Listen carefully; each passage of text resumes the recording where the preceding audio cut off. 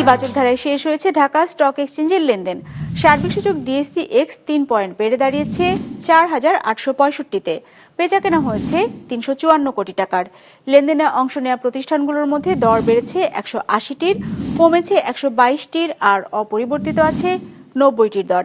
এবার বাজার নিয়ে বিশ্লেষণ শুনবো সিটি ব্যাংক ক্যাপিটালের। ঢাকা স্টক এক্সচেঞ্জের সার্বিক সূচক ডিএসইএক্স ইন্ডেক্স গত দিনের চেয়ে ৩.৭৯ পয়েন্ট বেড়ে গিয়ে ৪,৮৬৫-তে এসে অবস্থান করছে।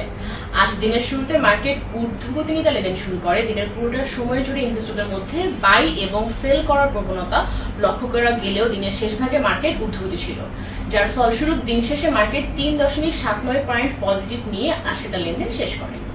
আজ মার্কেটে লেনদেনরত কোম্পানিগুলোর মধ্যে শেয়ার মূল্য বেড়েছে ১৮০টি, কমেছে ১২২টি এবং অপরিবর্তিত ছিল ৯০টি কোম্পানির শেয়ার মূল্য।